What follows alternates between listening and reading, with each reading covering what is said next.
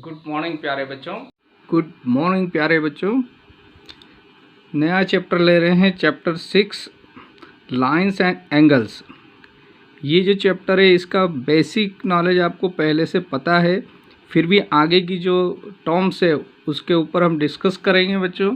इस चैप्टर को पढ़ने के बाद आपको ऐसा लगेगा कि आपका जो लॉजिकली आपका जो स्किल डेवलप हो रही है और आप चीज़ों में रिलेशन बनाना सीखेंगे। हमारी लाइफ में भी एक दूसरे से हम कैसे काम लेना है, हमको एक दूसरे की कैसे हेल्प करते हैं या लोगों की आवश्यकता क्यों लगती है, वो सब चीज़ें इस चैप्टर में हमको मिलेगी कि हम एक दूसरे की हेल्प से तीसरा आंसर जो हमको रिक्वायर है वो कैसे प्राप्त करें। तो चलिए स्टार्ट करते हैं, बहुत अच्छा लगेगा आपको। First, basic term and definitions. तो इनमें बहुत सारी चीज़ें आप जानते हैं, मैं सिर्फ आपको रिवीजन करवा रहा हूँ। पहला आता है लाइन सेगमेंट, आप जानते हैं, और पार्ट ऑफ लाइन या टर्मिनेटेड लाइन को भी लाइन सेगमेंट कहते हैं, जिसको मेजर कर सकते हैं। जैसे ए बी, इसको मैं अगर मैंने लिख दिया कि अगर ये 4 सेंटीमीटर है तो इसको मैं मेजर कर सकता हूँ, है ना। तो लाइन सेगमेंट क्या होता है, पार्ट ऑफ लाइन होता है जिसको मेजर कर सकते हैं, और इसको सिम्बॉलिक फॉर्म में ऐसा लिखा जाता है ए बी और ये बार ऊपर, या अगर ये ऊपर इसके ऊपर बार नहीं लगाते तो लाइन सेगमेंट ए बी भी लिखते हैं। तो जनरली हम ऐसा ही लिखते हैं, ठीक है ना। फिर उसके बाद आते हैं रे आप जानते हैं, जो इसका एक एंड पॉइंट हो, है ना, ऐसी line A part of line, है ना, जिसका क्या हो एक एंड पॉइंट हो, है ना, तो इसको रे कहते हैं। और इसको इस ए बी और एरो करके ऊपर बताते हैं, या फिर रे ए बी भी लिख सकते हैं। थर्ड आता है लाइन, आप जानते हैं, लाइन के दोनों तरफ एरो करके आप बताइए, या फिर लाइन ए बी भी लिख दीजिए, या स्मॉल लेटर से एल एम एन करके भी हम इसको डिनोट करते हैं। तो ये हमको नॉलेज में होना चाहिए कि लाइन सेगमेंट को क्या कहते हैं, रे को कैसे शो करते हैं, लाइन को कैसे शो करते हैं। कभी कभी ऑब्जेक्टिव में आ जाता है तो आपको नॉलेज में बना रहना चाहिए। फिर एंगल जो है, एंगल क्या होता है, तो एक्चुअली बच्चों angle A B C angle जो है ये कैसे बना है, ये मेजरमेंट है इसके बीच की दो जो रे है जिसका बिगनिंग पॉइंट सेम हो। तो यहाँ से ये दोनों आर्म जो है, यानी रे को हम आर्म कहेंगे एंगल की, ये इनके बीच का जो ये मेजरमेंट है ये एंगल कहलाता है। तो इसको मेजरमेंट आप एंगल ए बी सी भी बोलते हैं, ठीक है, या angle A B C generally हम लिखते हैं, ठीक है। तो बी ए और बी सी क्या हो गई, इसकी आर्म्स कहलाती है ना। ये चीज़ें हमारे नॉलेज में होना चाहिए कि इसको क्या कहते हैं हम, है ना। वर्टेक्स बी, इसका जो एक कोना जो बिगनिंग पॉइंट है इसका, है ना, ओरिजिन या बिगनिंग जो भी कहें हम, है ना, तो ये इसका वर्टेक्स है। अब एंगल क्या कितनी प्रकार के होते हैं ये सब जानते हो, सिर्फ एक बार रिवीजन लगा देते हैं।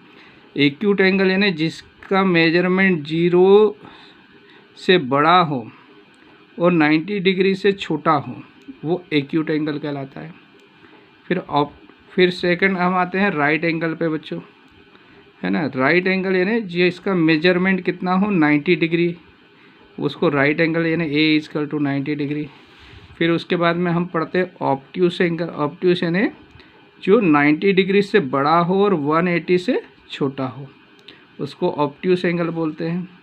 फिर स्ट्रेट एंगल, स्ट्रेट यानी सीधा, सीधा मतलब जो 180 डिग्री एक लाइन पर बना हुआ एंगल क्या कहलाता है, स्ट्रेट, यानी राइट एंगल का डबल स्ट्रेट एंगल। अब लास्ट में पढ़ते हैं इसी में रिफ्लेक्स एंगल, बहुत इंपॉर्टेंट है, आपको इस एक्सरसाइज में बहुत यूज़ करना पड़ेगा इसका। तो रिफ्लेक्स एंगल जो है बच्चों, ये क्या होता है, 180 डिग्री से बड़ा होता है और 360 से छोटा होता है। अब आपको जैसे मैंने लिखा 182 डिग्री, तो ये रिफ्लेक्स एंगल है। लेकिन आपसे कभी क्वेश्चन पूछेंगे कि 100 डिग्री का रिफ्लेक्स निकालिए, तो ये 100 रिफ्लेक्स नहीं है ना बच्चों। तो इसका रिफ्लेक्स एंगल क्या होगा, इसका रिफ्लेक्स एंगल जो बनेगा वो 360 में से माइनस करेंगे 100 हम, तो ये 260 डिग्री जो है इसका रिफ्लेक्स बनेगा।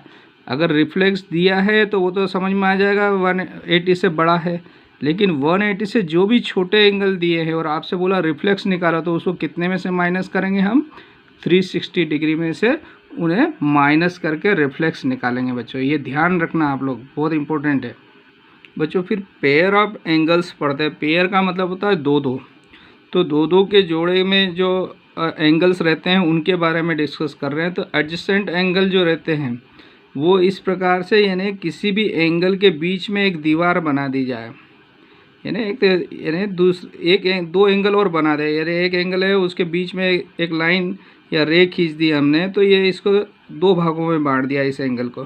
तो ये एंगल ए और एंगल बी एक ही दीवार से जुड़े हुए हैं, तो ये एडजेसेंट एंगल कहलाते हैं। समझ में आया ना, यानी एक ही दीवार से जुड़े हुए होना चाहिए बच्चों। मैंने इसमें बीच में एक रे और ड्रा कर दी है ना, तो यहाँ पर 3 एंगल बन गए।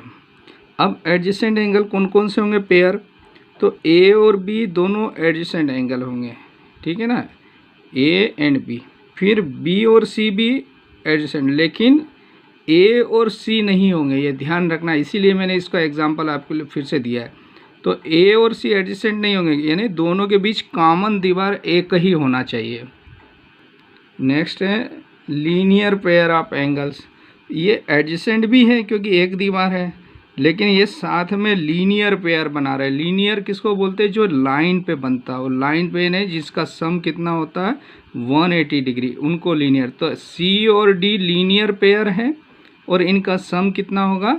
180 डिग्री होगा। इसके बाद नेक्स्ट आता है वर्टिकली अपोजिट एंगल। ये सबसे सिंपल है, दो लाइन एक दूसरे को इंटरसेक्ट करती है, तो आमने सामने के जो एंगल होता है इनका सम ये इक्वल होते हैं। इसको हम प्रूव भी करेंगे आगे जाके। ऐसे 3 और 4 आपस में क्या होंगे बच्चों? इक्वल होंगे। देखिए ये 1 + 4 कितना होता है? अगर मैं आपको यहाँ बताता हूँ तो एंगल 1 + 4 कितना होगा? लाइन पर बना 180 है ना। एंगल 3 प्लस एंगल 1 + 3 ये भी कितना होगा? 180। ये दोनों 180 इक्वल हुए तो क्या हो गया बच्चों? यहाँ से एंगल 1 + 4 = एंगल 3 प्लस एंगल 1, ये दोनों इक्वल है तो ये आपस में इक्वल। एंगल 1 से 1 कैंसिल, तो 3 = 4 आ गया। सिमिलरली 1 = 2 भी ला सकते हैं। तो वर्टिकली अपोजिट यानी आमने सामने के जो इंटरसेक्ट कर रहे हैं लाइन, उनमें ये जो आमने सामने के एंगल है ये इक्वल भी होते हैं। और अगर पेयर पूछें तो एंगल 1 और 2 एक पेयर हुआ, 3 और 4 सेकंड पेयर हुआ, ठीक है। और ये आपस में क्या रहते हैं? इक्वल भी रहते हैं। नेक्स्ट आता है बच्चों intersecting and non intersecting lines. Intersecting ने जो लाइन एक दूसरे को क्रॉस करती है वो इंटरसेक्टिंग कहलाती है, जो क्रॉस नहीं करती है वो नॉन इंटरसेक्टिंग। और कौन लाइन लाइन तो इनफाइनाइट अनंत तक जाती है, तो आगे कहीं ना कहीं जाके काट ही लेती है, लेकिन पैरेलल लाइन होगी तो वो नहीं काटेगी। तो कौन सी लाइन नॉन इंटरसेक्टिंग होती है? पैरेलल लाइन नॉन इंटरसेक्टिंग होती है बच्चों। जो अब जो पढ़ रहे हैं बहुत इम्पोर्टेंट है आपका, ये 9th का जो लाइंस और एंगल्स का जो चैप्टर है इन पर आधारित रहेगा ज़्यादातर, इसका पूरा बेस्ट यही है। तो क्या कहा है? Parallel lines and transversal. तो पैरेलल लाइन आप जानते हो जो एक दूसरे को कभी इंटरसेक्ट नहीं करते, lines that never intersect each other called parallel line, है ना। तो लाइन को हम स्मॉल लेटर LM से भी डिनोट करते हैं। तो L और M इनके बीच की परपेंडिकुलर डिस्टेंस हमेशा क्या रहती है? इक्वल रहती है, ये सब हम जानते हैं। फिर आते हैं ट्रांसवर्सल लाइन। तो ट्रांसवर्सल लाइन किसे कहते हैं बच्चों? अ लाइन विच इंटरसेक्ट 2 और मोर लाइंस एट डिस्टिंक्ट पॉइंट। ये 2 लाइन या 3 लाइन को भी क्रॉस कर सकती है, कोई ऐसी लाइन, ये ट्रांसवर्सल है। यानी ऐसी लाइन जो 2, 3, 4 लाइन को काटती हुई निकले, है ना, एरो की भांति तीर है ना छेदता हुआ निकल जाए, तो ये ट्रांसवर्सल हुआ, ठीक है ना। अब 2 लाइन को अगर काट रहा है तो इसमें कितने सारे 8 एंगल बन गए, 1 2 3 4 5 6 7 8, है ना। अब इनके भी कुछ नाम हैं बच्चों, ये बहुत इम्पोर्टेंट है आपको जानना। तो देखते हैं हम। अब देखिए ये कैसी है, ये जो है अभी ये पैरेलल लाइन नहीं है ना, ये आगे जाके एक दूसरे को इंटरसेक्ट करेगी, तो ये इंटरसेक्टिंग लाइन है। और मैंने यहाँ एक और एग्जांपल दिया पैरेलल लाइन का, है ना। तो ये जो है इंटरसेक्टिंग लाइन है, इनको भी ट्रांसवर्सल लाइन ये दो जगह काटेगी। ऐसे ही अगर पैरेलल लाइन है इसको भी ट्रांसवर्सल लाइन काट सकती है। तो ये लाइन पैरेलल भी हो सकती है और नॉन पैरेलल यानी ट्रांसवर्सल भी हो सकती है, ठीक है ना। तो दोनों ही केस में क्या क्या सिचुएशन बनेगी देखते हैं। अगर मान लो अभी ये पैरेलल नहीं है माना, तो पेयर ऑफ करस्पॉन्डिंग एंगल यानी इस प्रकार के एंगल जो एक ही तरफ के हो। जैसे मैं बच्चों को पढ़ाता हूँ बंदर वाले एंगल, बंदर वाला है ना, बंदर है तो जैसे नकल करते हैं ना बंदर, दो बंदर मान लो, तो एक ऊपर गया तो दूसरा बंदर भी ऊपर चला जाएगा। तो ये 1 और 5 ये करस्पॉन्डिंग एंगल हो गया। बंदर उछल के इधर गया तो इधर वाला बंदर भी उछल के उधर चला जाएगा। तो 2 और 6 ये करस्पॉन्डिंग एंगल हुए, पेयर ऑफ करस्पॉन्डिंग एंगल, ठीक है ना। पेयर है ना, दो बताना। फिर यहाँ बंदर क्या करा, इसने उछल के इधर नीचे आ गया तो ये वाला बंदर भी इधर लटक जाएगा। तो 3 और 7 क्या हो गए, ये भी आपके करस्पॉन्डिंग एंगल हो गए पेयर ऑफ। फिर ये बंदर उछल के इधर जाके लटक गया तो इधर वाला बंदर भी इधर लटक जाएगा। तो 4 और 8 भी क्या हुआ, करस्पॉन्डिंग। तो करस्पॉन्डिंग एंगल को याद करने की ट्रिक्स क्या हो गई, नकल करने वाले बंदर है ना, नकलची बंदर। तो ये बंदर इधर गया तो इधर वाला इधर आ जाएगा, ये उछल के इधर गया तो इधर चला जाएगा, ये नीचे आया तो इधर नीचे आ जाएगा। यानी आपको समझ में आ गया होगा करस्पॉन्डिंग एंगल को किस प्रकार से हम याद रखें। फिर नेक्स्ट आता alternate interior angle. Alternate interior angle को आप ऐसा याद रख सकते हो क्रॉस जैसा। तो इंटीरियर है ना अंदर के, इन दोनों लाइन के अंदर के। तो ये एंगल इसके ये पेयर हुआ, 3 और 6 अल्टरनेट हुए, 4 और 5 अल्टरनेट हुए, ठीक है। तो ये अल्टरनेट इंटीरियर एंगल है। फिर आते हैं बच्चों इसमें अल्टरनेट एक्सटीरियर ने बाहर के, तो इसमें भी क्रॉस ही चलेगा। ये 2 और 7 और 1 और 8 क्रॉस वाले, ठीक है ना। तो ये क्रॉस वाले एंगल एक्सटीरियर एंगल से ना पेयर हुए अभी। फिर इसके बाद नेक्स्ट पढ़ते हैं हम को इंटीरियर, या इनको नाम एलाइड भी बोलते हैं या कंसेक्यूटिव इंटीरियर एंगल भी बोलते हैं, है ना। तो इसका मतलब हुआ कि जो ट्रांसवर्सल है उसके अंदर के जो इंटीरियर एंगल है सेम साइड के, ये दोनों, ये 3 और 5 ये को इंटीरियर कहलाते हैं या एलाइड कहलाते हैं। इसी प्रकार से 4 और 6 भी interior angle on same side भी बोलते हैं हम इसको, है ना। तो 4, 6 ये हुए। अब इसमें एक चीज़, अगर लाइन पैरेलल हुई तो एक रिलेशन और आ जाता है।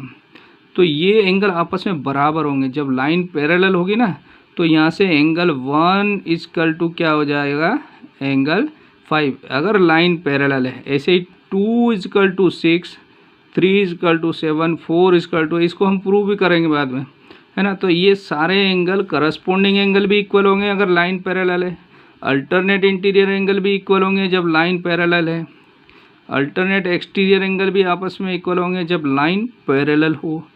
को इंटीरियर एंगल क्या होंगे, इसमें क्या होगा, इनका सम जब line parallel, Euclid's division lemma पढ़ाता है, यूक्लिड ज्योमेट्री पढ़ी थी ना बच्चों हमने, उसमें इंटीरियर एंगल का सम जिसमें 1 कितना हो, ये को इंटीरियर एंगल का सम 180 डिग्री, यानी 3 + 5 इक्वल टू 180 डिग्री, या 4 + 6 इक्वल टू 180 डिग्री। इस केस में क्या कहलाएंगे, ये लाइन पैरेलल है तो इनके को इंटीरियर, एलाइड या कंसेक्यूटिव इंटीरियर एंगल का सम कितना होगा पेयर का, 180 डिग्री होगा बच्चों।